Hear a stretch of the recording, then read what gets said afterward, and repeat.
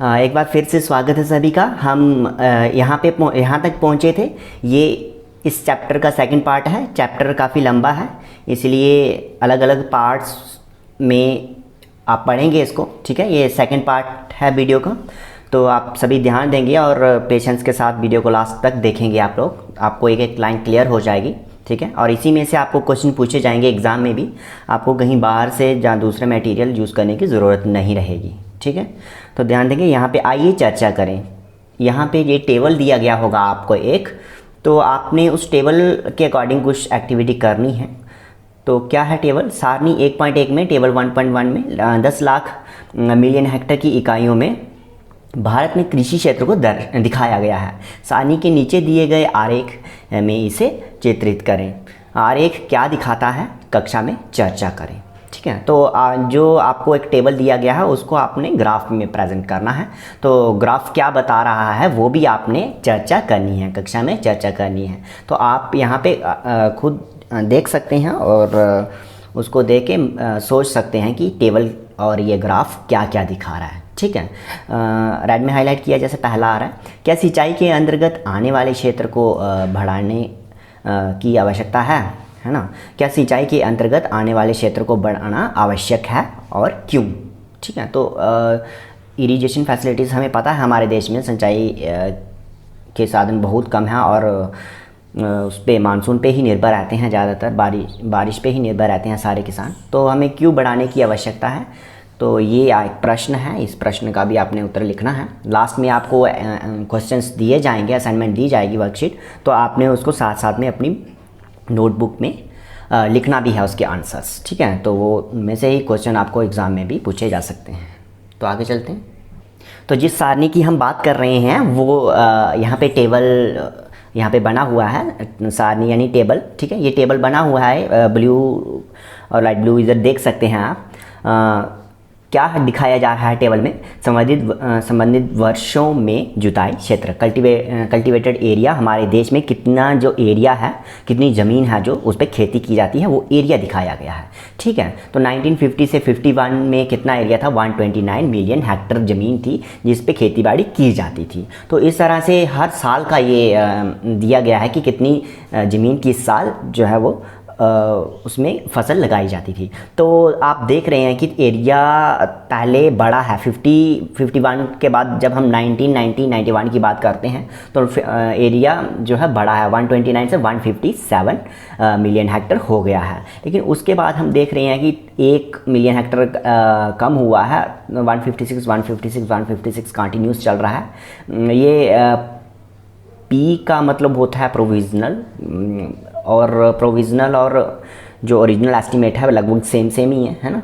तो आगे हम देख रहे हैं कि एरिया 2014-15 तक, ठीक है। तो ये एरिया जो है वो कांस्टेंट ही रहा है, लगभग जितना बढ़ना था वो बढ़ चुका। उसके बाद कल्टीवेटेड एरिया नहीं बढ़ा हुआ है, 155 मिलियन हेक्टेयर तक ही है, ठीक है। और ये सोर्स नीचे लिखा है स्रोत होता है कि सोर्स कहाँ से ये डाटा लिया है, ये किसी ने अपनी मर्जी से नहीं लिख लिया है, ठीक है। ये एग्रीकल्चरल स्टैटिस्टिक्स जो है ये आर्थिक एवं सांख्यिकी निदेशालय यहाँ पे लिखा हुआ है स्रोत, ठीक है। सोर्स कहाँ से लिया गया है ये डाटा?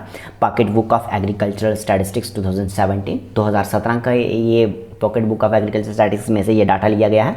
आर्थिक सांख्यिकी निदेशालय, ठीक है। इकोनॉमिक्स एंड स्टैटिस्टिक्स डिपार्टमेंट, ये कृषि निगम और किसानों के कल्याण विभाग, ठीक है, department of agriculture and farmers welfare, उधर से ये डाटा लिया गया है। तो ये इस तरह से आपको पता चल रही है कि हमारे देश में कितना एरिया जो है देश का उस पर कल्टिवेशन होती है। तो आप ये याद रख सकते हैं, आपको पूछा जा सकता है कि कितना एरिया जो है हमारी कंट्री का कल्टीवेटेड है जिसमें जुताई होती है, तो 155 मिलियन हेक्टेयर। तो इसको आप याद रखेंगे, ठीक है। तो आगे इसका ग्राफ दिया हुआ है, उस पर चलते हैं। तो ग्राफ में सीधे सीधे आपको ये बार ग्राफ्स दिया हुआ है। बार ग्राफ में एक तरफ हमने जो एक्स एक्सिस वाली साइड ऐसे हम लेते हैं उसमें हमने ईयर्स दिए हुए हैं, और जो हॉरिजॉन्टल वर्टिकल है जो खड़ी लाइन है उस पर हमने जुताई क्षेत्र मिलियन हेक्टेयर दिया हुआ है। तो इस तरह से दोनों फिगर्स डाटा को देखकर हम ये उतनी ही ऊंची बार्स जो है वो बना सकते हैं। ये बहुत ही सिंपल है बनाना, आप बना सकते हैं ऐसे, ठीक है। आपको कहा जाए बनाने के लिए, अगर आपको टेबल दे दिया जाए और आपको कहा जाए कि ग्राफ बनाना है इसका, तो आप इस तरह से बार ग्राफ बना सकते हैं, ठीक है। तो इसके नीचे हम लिखा है ये एक्टिविटी, ये भी देखेंगे। आप पालमपुर में पैदा की जाने वाली फसलों के बारे में पढ़ चुके हैं। अपने क्षेत्र में पैदा की जाने वाली फसलों की सूचना के आधार पर निम्न सारणी को भरिए। तो नीचे सारणी दी गई है, एक टेबल जैसा दिया गया है, तो उसमें आपने इन्फॉर्मेशन भरनी है कि आपके क्षेत्र में कौन कौन सी फसलें कब बोई जाती हैं और सिंचाई के साधन क्या हैं वगैरह। ये नीचे टेबल दिया गया है, ये टेबल आपने खुद फिल करना है अपने एरिया में, आपके एरिया में जो फसलें लगाई जाती हैं। ठीक है, ये आपकी एक्टिविटी ज़रूर करनी है। और इस तरह से आपको क्रिएटिविटी वाला कुछ भी क्वेश्चन दिया जाए तो वो ऐसा हो सकता है, आपको पूछा जा सकता है एग्ज़ाम में भी। तो नीचे है, आपने देखा कि एक ही ज़मीन के टुकड़े से उत्पादन बढ़ाने का एक तरीका बहुविध फसल प्रणाली है। तो मल्टीपल क्रॉपिंग सिस्टम आपने पढ़ा, ठीक है। पर दूसरा तरीका कौन सा है जिससे अधिक फसल जो है किसान उगा सकते हैं? तो दूसरा तरीका अधिक उपज के लिए खेती में आधुनिक कृषि विधियों का प्रयोग करना है। ठीक है, तो मॉडर्न जो भी एग्रीकल्चरल प्रैक्टिसेस हैं उनका यूज़ करना, तो उपज को भूमि के टुकड़े में एक ही। तो आगे चलने से पहले मैं आपको ये जो भी सारणी दी गई है, जो भी टेबल दिया गया है, ये दिखा दूं। तो पहले आपने अपने एरिया में कौन सी फसल उगाई जा रही है उसका नाम लिखना है। तो एक ही फसल थोड़ी होगी, बड़ी सारी फसलें उगाई जाती हैं, भले वो राबी सीज़न हो, खरीफ हो, ज़ैद सीज़न हो, है ना। तो उसमें अलग अलग फसलें उगाई जाती हैं, हर फसल का आपने नाम लिखना है और किस माह में, कौन से मंथ में वो फसल बोई गई है और किस तीसरा जैसे कॉलम है उसमें क्या है, किस माह में काटी गई, तो फसल कब काटी जा रही है, कब हार्वेस्ट होती है। चौथा है सिंचाई का साधन, तो कौन सा इरिगेशन का सोर्स था, सिंचाई का साधन क्या था, पानी कहाँ से फसलों को लोगों ने दिया।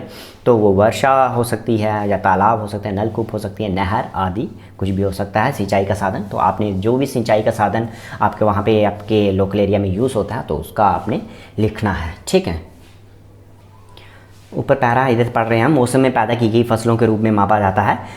1960 के दशक के मध्य तक खेती में पारंपरिक बीजों का प्रयोग किया जाता था। ठीक है, तो जो 1960 तक, ठीक है, 1960 का दशक मतलब 1960 से लेकर 1970 के बीच का टाइम। ठीक है, तो उसमें जो खेती की जाती थी उसमें के मध्य तक, दशक के मध्य मतलब 1965 तक।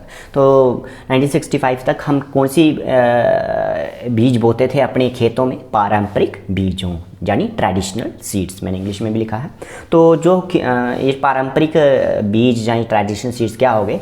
ये वही होते थे जैसे हम कुछ फसल का कुछ हिस्सा, कुछ ग्रेन्स जो होते थे उनको बचा कर रख देते थे, अच्छे से ग्रेन उनको रख देते थे, अगले साल उन्हीं को हम बोते थे ज़मीन में। और इस तरह से हमें बाज़ार पर भी निर्भर नहीं रहना पड़ता था बीज खरीदने के लिए। ठीक है, तो ये पारंपरिक बीजों का ही प्रयोग किया जाता था पहले। ठीक है, जिनकी उपज अपेक्षाकृत कम थी और इनकी प्रोडक्टिविटी बहुत कम थी। मतलब जो फसल उगाते थे लोग इन बीजों से, वो उनकी प्रोडक्शन बड़ी कम हो रहती थी। परंपरागत बीजों को कम सिंचाई की आवश्यकता होती थी। और साथ में ये भी बात है कि वहाँ वैसे भी हमारे मैक्सिमम एरिया तो अनइरिगेटेड है, वहाँ पे सिंचाई की साधन नहीं है, वर्षा पर ही निर्भर रहते हैं मैक्सिमम लोग। तो इन बीजों को भी इस तरह के थे, ये पारंपरिक बीज ट्रेडिशनल सीड्स, जिनमें इरिगेशन फैसिलिटीज़ की बहुत कम ज़रूरत रहती थी। तो किसान उर्वरकों के रूप में गाय के गोबर या दूसरी प्राकृतिक खाद का प्रयोग करते थे।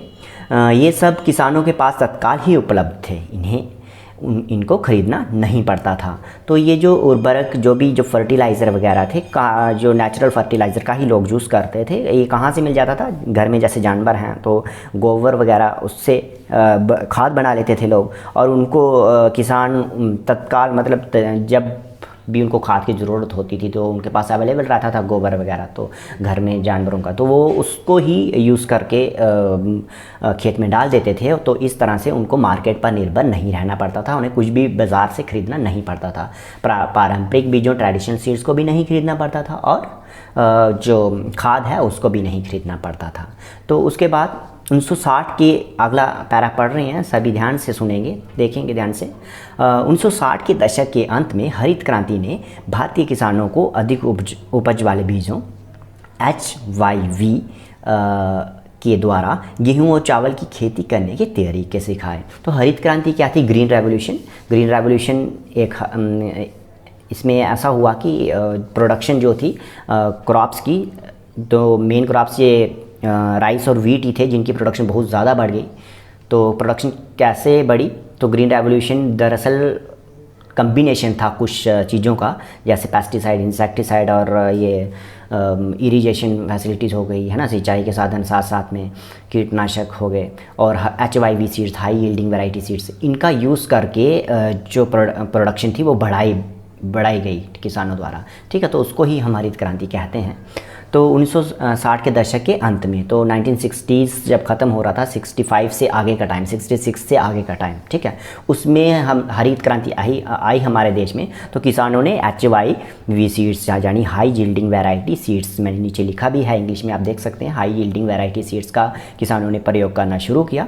और ज़्यादातर हाई यील्डिंग वैरायटी सीड्स जो थे किसके लिए यूज़ किए, उगाने के लिए, गेहूं और चावल, ठीक है, rice and wheat and rice, इनको उगाने के लिए नए बीज यूज़ किए मॉडर्न, ठीक है, हाई यील्डिंग वैरायटीज़।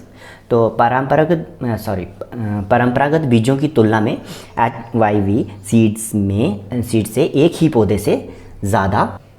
अच्छा, तो आगे बढ़ने से पहले हम यहाँ देखेंगे, इसी पेज पे है ये, अधिक उपज वाले बीज। तो आधुनिक कृषि विधियाँ, तो आपको अगर क्वेश्चन आए कि आधुनिक कृषि विधियों में क्या क्या आ जाता है, ठीक है, तो आपने आधुनिक कृषि विधियों जो मॉडर्न फार्मिंग मेथड्स हैं उसमें क्या क्या आ जाता है, ये सभी आपने लिखना है, ठीक है, क्वेश्चन में। तो आधुनिक कृषि विधियों में क्या आ जाता है मॉडर्न फार्मिंग प्रैक्टिसेस में, अधिक उपज वाले बीज, ठीक है, हाई यील्डिंग वैराइटीज आगे, उर्वरक वगैरह ये आगे, फर्टिलाइजर है ना, ट्रैक्टर्स दिख रहा है आपको साइड पे, है ना, ट्रैक्टर दिख रहा है, उर्वरक दिख रहे हैं, कीटनाशक जो पंप में भर के और स्प्रे करते हैं किसान खेतों में, वो कीटनाशक होते हैं, है ना। तो बाकी सिंचाई, अब सिंचाई के कौन कौन से साधन हैं ये भी आपसे पूछे जा सकते हैं। तो यहाँ पे कितने दिख रहे हैं आपको, 1 2 3 4 सिंचाई के साधन दिख रहे हैं।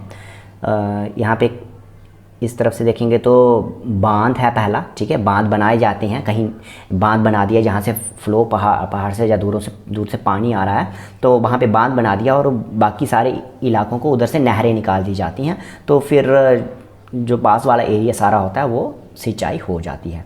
दूसरा साधन है जो बिजली, तीसरा पंप सेट, चौथा नहरें, ठीक है। तो ये सारे मॉडर्न जो एग्रीकल्चरल मेथड्स हैं जिनसे हम उपज जो है बढ़ा सकते हैं, एग्रीकल्चर की प्रोडक्शन बढ़ रही है आज। नीचे लिखा भी है आधुनिक कृषि के तरीके, HYV बीज, रासायनिक उर्वरक आदि। तो ये सारी चीज़ों का कम्बिनेशन, ठीक है, इन सभी चीज़ों का कम्बिनेशन ही ग्रीन रेवोल्यूशन कहलाता है, यानी हरित क्रांति कहलाता है। तो हरित क्रांति कुछ अलग नहीं है, बस इन सभी का कम्बिनेशन है, ठीक है। इन सभी का जब एक साथ यूज़ किया गया, सिंचाई के अच्छे साधन हो गए, कीटनाशक हो गए, उर्वरक हो गए, अधिक उपज वाले बीज हो गए, high yielding varieties, tractors, modern tools and implements, fertiliser, irrigation facilities, तो इन सभी की मदद से क्या हुआ, किसानों की फसल बहुत ज़्यादा बढ़ी, एकदम से बम्पर क्रॉप्स हुई, और इस तरह से इतनी प्रोडक्शन हो गई कि मार्केट में भी अब किसान जो है फसल जो अपनी प्रोडक्शन थे वो बेच सकते थे। और ग्रीन रेवोल्यूशन की मदद से बहुत किसानों को भी फ़ायदा हुआ और हमारे देश के लोगों को भी फ़ायदा हुआ, क्योंकि हमारे पहले हम आज़ादी जैसे हमें मिली 1947 के बाद, तो हमारी बहुत हालत ठीक नहीं थी, हमारे एग्रीकल्चर में इतनी प्रोडक्शन भी नहीं होती थी कि हम लोगों का सभी का जो को 1-2 वक्त का खाना मिल सके। तो ग्रीन रेवोल्यूशन ने बहुत हद तक मदद की और हमें अब जो बाहर से इंपोर्ट नहीं करने पड़ते थे फूड ग्रेन्स, नहीं तो ऐसी स्थिति थी हमारी कि हमें फूड ग्रेन्स भी बाहर से इंपोर्ट करने पड़ते थे, और वो इंपोर्ट करने की वजह से हमें हमारे जो विदेशी पूंजी हमारे पास रहती है वो भी बहुत कम हो जाती थी, नहीं तो हमें डॉलर वगैरह चाहिए होता है दूसरे देशों के साथ लेन देन करने के लिए, वो भी बहुत कम हो जाता था। तो उस वजह से एक हमारी प्रॉब्लम सॉल्व हुई, कम से कम हमने जो प्रोडक्शन जो एग्रीकल्चर जो ये अलग अलग फसलें थी ये हमने उगाना खुद ही शुरू कर दी थी। तो आगे बढ़ते हैं। तो यहाँ से आगे पढ़ रहे थे कि किस तरह से थोड़े बीज से भी मात्रा से में अनाज पैदा होने की आशा थी। इसके परिणाम स्वरूप ज़मीन के उसी टुकड़े में पहले की अपेक्षा कहीं अधिक अनाज की मात्रा पैदा होने लगी। तो जैसे ही हमने हाई यील्डिंग वैरायटी सीड्स का बीजों का इस्तेमाल करना शुरू किया तो उसी ज़मीन के टुकड़े में अब बहुत ज़्यादा फसल होने लग पड़ी है। और आगे क्या होता है इस पैरा में पढ़ रहे हैं हम, ध्यान देंगे सभी। यद्यपि अधिक उपज प्रजातियों वाले बीजों से अधिकतम उपज पाने के लिए बहुत ज़्यादा पानी तथा रासायनिक खाद और कीटनाशकों की ज़रूरत थी। तो हमें अब इन फसलों को हाई यील्डिंग वैरायटी सीड्स तो हमने बो दिए, लेकिन इनको बचाने के लिए और इनको अच्छा ग्रो करने के लिए क्या क्या चाहिए था? ज़्यादा पानी, वाटर, ठीक है, ज़्यादा चाहिए था, रासायनिक खाद, केमिकल फर्टिलाइज़र, ये सब हमें चाहिए थे, और साथ में रासायनिक खाद, केमिकल फर्टिलाइज़र और कीटनाशक, ठीक है, पेस्टिसाइड्स वगैरह हमें इनकी ज़रूरत थी। अधिक उपज केवल अधिक उपज प्रजातियों वाले बीजों, सिंचाई, रासायनिक उर्वरकों और कीटनाशकों आदि के संयोजन से ही संभव थी, ठीक है। तो ज़्यादा प्रोडक्शन कैसे हो सकती थी? अब इन सभी का हम संयोजन अगर कर लेते, सभी को अगर एक साथ कंबाइन करते अगर, तभी ज़्यादा प्रोडक्शन जो है संभव थी। तो इस तरह से ग्रीन रेवोल्यूशन आई। आगे आता है, अगले पैरे में देखेंगे, भारत में पंजाब, हरियाणा और पश्चिमी उत्तर प्रदेश के किसानों ने खेती के आधुनिक तरीकों का सबसे पहले प्रयोग किया। तो कौन कौन सी स्टेट को जब सबसे ज़्यादा फ़ायदा हुआ ग्रीन रेवोल्यूशन का? कौन कौन सी स्टेट थी वो? पंजाब, हरियाणा और पश्चिमी उत्तर प्रदेश, ठीक है, वेस्टर्न उत्तर प्रदेश। तो इन सभी को सब ज़्यादा फ़ायदा हुआ ग्रीन रेवोल्यूशन का। इन क्षेत्रों में किसानों ने खेती में सिंचाई के लिए नलकूप और HYV बीजों, रासायनिक उर्वरकों तथा कीटनाशकों का प्रयोग किया। तो पंजाब, हरियाणा और पश्चिमी उत्तर प्रदेश में किसानों ने किस किस का प्रयोग किया?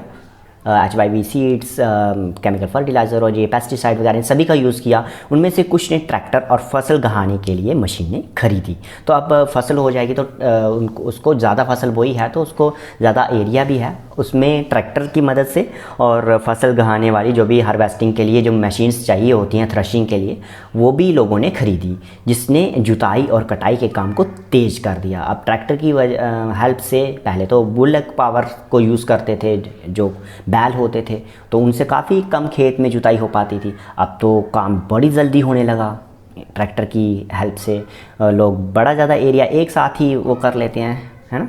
तो अभी ये काम जो है तेज़ हो गया और थ्रेशिंग के लिए भी मशीन से लोग काम करने लग पड़े। तो अब आगे चलते हैं।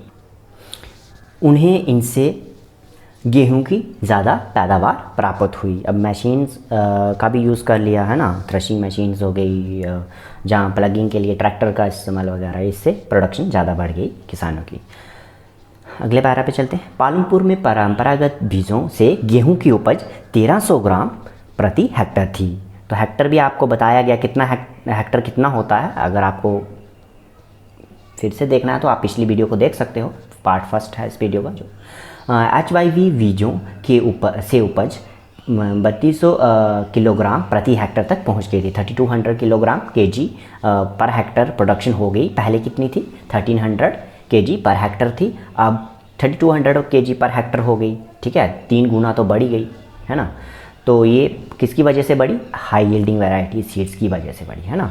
किसानों के पास बाज़ार में बेचने को अब अधिशेष गेहूं की काफ़ी मात्रा उपलब्ध थी। मैंने जैसे आपको पहले बताया, जैसे ही प्रोडक्शन ज़्यादा हो गई अब किसानों के पास, तो वो मार्केट में भी उसको बेच सकते थे। तो अभी आगे चलते हैं, आइए चर्चा करें। तो यहाँ पे बहुविध फसल प्रणाली और खेती की आधुनिक विधियों में क्या अंतर है?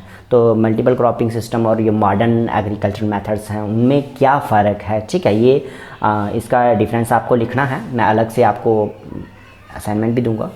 सारणी 1.2 में भारत में हरित क्रांति के बाद गेहूं और दालों के उत्पादन को करोड़ टन इकाइयों में दिखाया गया है। तो इसको आपने इसका ग्राफ बनाना है और किस तरह से आपने इसमें से क्वेश्चंस आपको दिए जाएंगे सारणी में से, इस टेबल में से 1.2, इसको मैं अभी दिखाऊंगा आप। तो देखते हैं सारणी 1.2। तो आपको सारणी दिख रही है, ये टेबल 1.2 दिख रहा है ना साइड पे ब्लू में। तो दालों तथा गेहूं का उत्पादन करोड़ टन, तो ये पल्सिस एंड वीट की प्रोडक्शन दिखाई जा रही है इन मिलियन टन्स में। यहाँ पे ईयर वाइज दिखाई जा रही है। 1965-66 में दालों की प्रोडक्शन कितनी थी, दालों का उत्पादन कितना था और गेहूं का उत्पादन कितना था। तो आप देख रहे हैं शुरू में 1965-66 में दालों का उत्पादन भी 10 मिलियन टन था और गेहूं का उत्पादन भी 10 मिलियन टन था, 10 करोड़ टन ही था।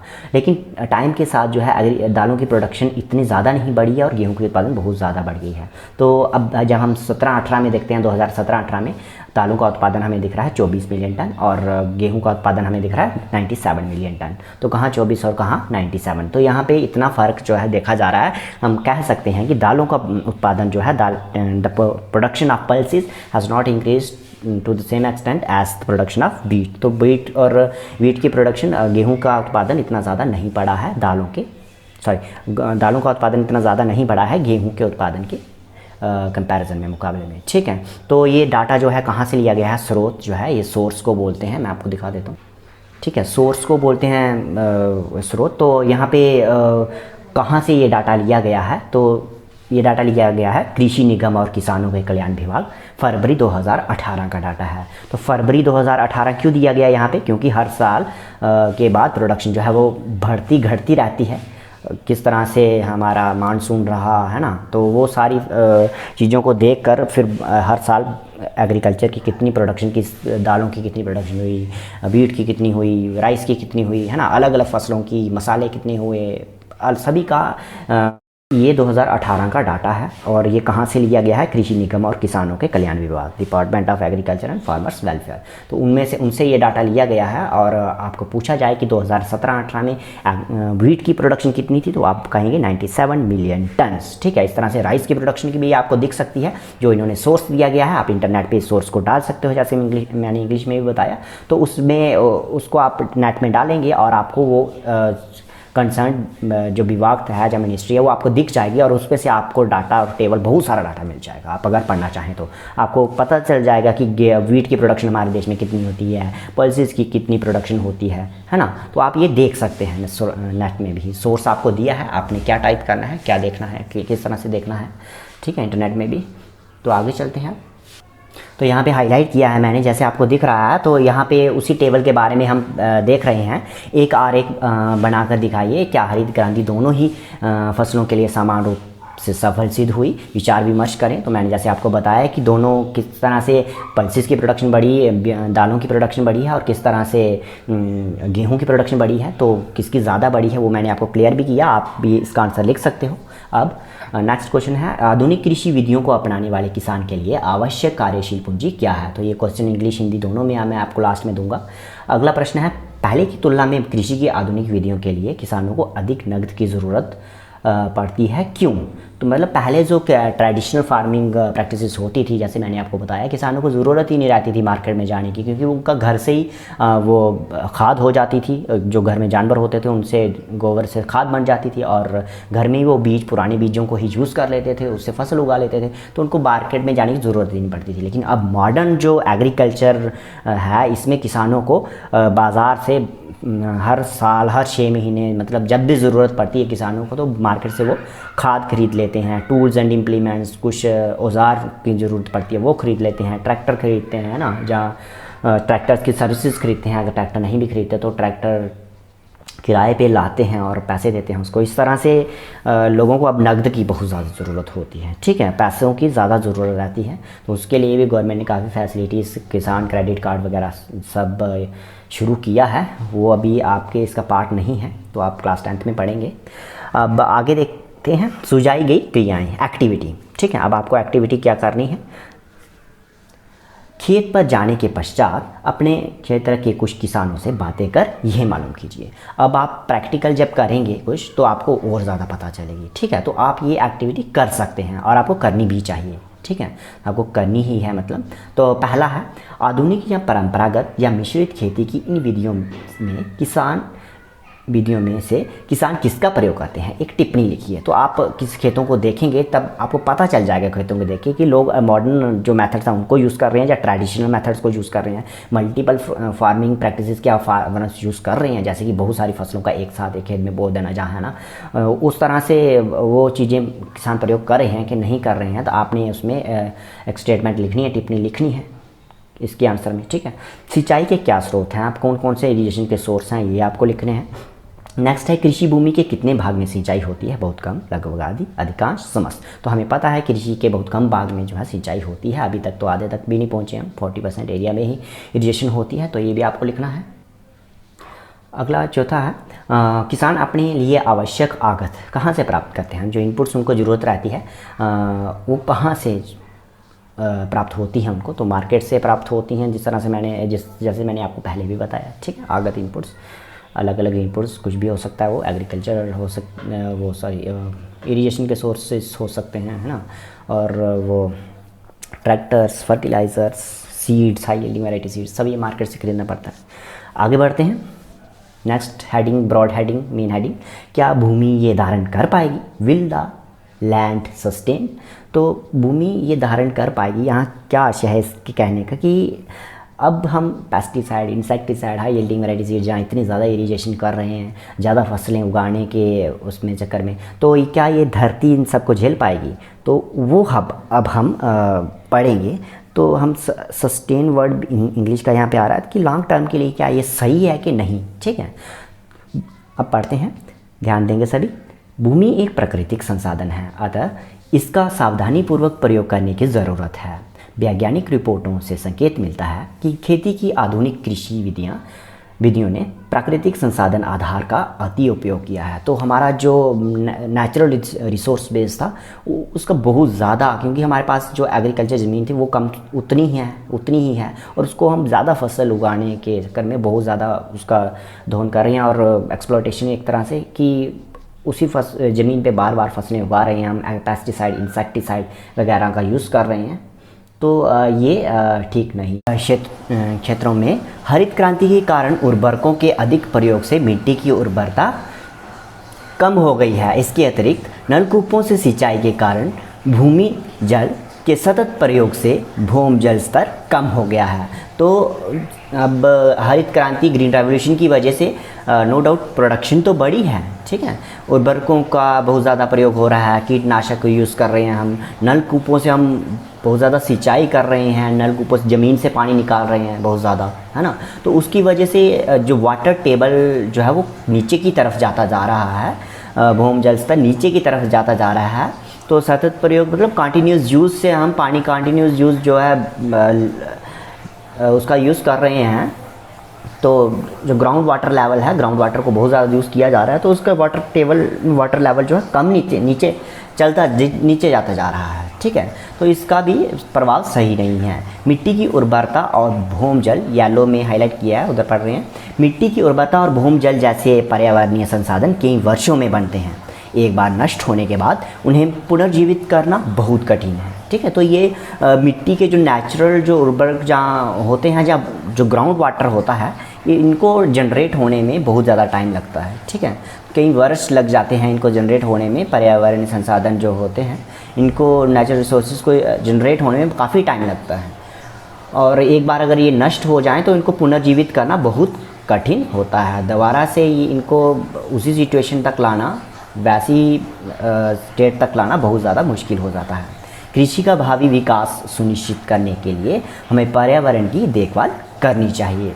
तो अगर हमें अपने एग्रीकल्चर की डेवलपमेंट करनी है सही से, ठीक है, तो हमें अपने पर्यावरण को भी साथ में लेकर चलना होगा। पर्यावरण का भी हमें ध्यान रखना होगा, नहीं तो हम एग्रीकल्चर की प्रोडक्शन नहीं बढ़ा पाएंगे इन फ्यूचर, क्योंकि हम अगर ज़मीन को उस तरह से यूज़ कर रहे हैं कि उसमें फर्टिलाइज़र, केमिकल फर्टिलाइज़र या कीटनाशक बहुत ज़्यादा यूज़ कर रहे हैं, तो उससे मिट्टी जो है ख़राब हो जाती है। जब बहुत ज़्यादा सिंचाई कर रहे हैं तो उसमें भी साल्ट वगैरह बहुत ज़्यादा हो जाता है, ठीक है। तो उसकी वजह से जो ज़मीन है वो ख़राब हो जाती है। तो हमें पर्यावरण की देखभाल करनी चाहिए। तो आगे एक्टिविटी है सुझाई गई क्रिया।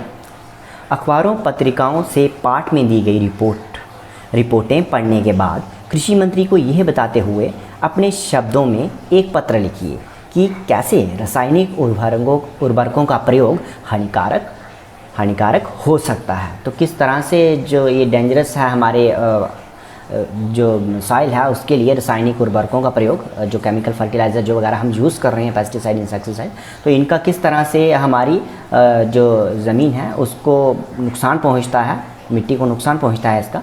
तो ये आपने लेटर लिखना है किसको? कृषि मंत्री को, एग्रीकल्चर मिनिस्टर को ये लेटर लिखना है, ठीक है। अब चलते हैं प्रश्नों पर। ये प्रश्न जो आज के आपके इस अध्याय से, आज के इस जो आपने पढ़ा इसमें से निकले हैं, तो ये आपको साथ साथ में करने हैं। इन्हीं प्रश्नों में से आपको एग्ज़ाम में भी क्वेश्चन पूछे जाएंगे। पहला है, क्या सिंचाई के अंतर्गत आने वाले क्षेत्रों को बढ़ाना आवश्यक है और क्यों, ठीक है। Is it important to increase the area under irrigation, why?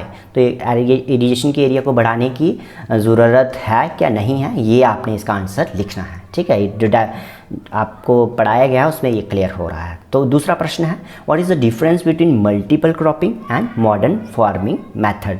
तो मल्टीपल क्रॉपिंग और मॉडर्न फार्मिंग मेथड में क्या डिफरेंस है। बहुविधि फसल प्रणाली और खेती की आधुनिक विधियों में क्या अंतर है। तो इसमें आपने अंतर स्पष्ट करना है, अंतर लिखना है इसका आपने। आगे प्रश्न है तीसरा, what is the working capital required by the farmer using modern farming methods. तो कौन सी वर्किंग कैपिटल जो है चाहिए रहती है मॉडर्न फार्मिंग मेथड्स के लिए। प्रश्न है, आधुनिक कृषि विधियों को अपनाने वाले किसान के लिए आवश्यक कार्यशील पूंजी क्या है। तो कार्यशील पूंजी और फिक्स्ड कैपिटल और वर्किंग कैपिटल के बारे में मैंने आपको पिछली उसमें पढ़ाया है, तो आप उसको दोबारा से भी पढ़ सकते हो, देख सकते हो वीडियो को। यहाँ पे हम कार्यशील पूंजी की बात कर रहे हैं, तो किसान को कौन सी कार्यशील पूंजी चाहिए होती है। तो एक तो होती है फिक्स्ड कैपिटल, एक होती है वर्किंग। तो वर्किंग में क्या क्या आ जाता है, जो शार्ट पीरियड के लिए रहती हैं और फिर किसान बार बार यूज़ करते हैं। लेबर हो सकती है ना, बीज होते हैं, कीटनाशक वगैरह, पेस्टिसाइड, इंसेक्टिसाइड, इरिगेशन फैसिलिटी, ये सारी इनपुट्स चाहिए रहती हैं और इनको हम वर्किंग कैपिटल कहते हैं। तो आपने इसका आंसर आपको जो आपने पढ़ा है उसमें से मिल जाएगा। आप बार बार वीडियो को देखें, जहाँ किताब पढ़ें, तो उससे आपको आंसर क्लियर हो जाएगा। ठीक है, तो आपको साथ साथ में ये क्वेश्चन जो है लिखने हैं और आपके ये क्वेश्चन चेक भी किए जाएंगे, आप टेस्ट में भी ये क्वेश्चन पूछे जाएंगे। ठीक है, तो आज के इस वीडियो में इतना ही, मिलते हैं अगली वीडियो में। नमस्कार। साथ में आप चैनल को सब्सक्राइब भी कर लें ताकि अगली वीडियोस आपको चैनल से मिल जाएं।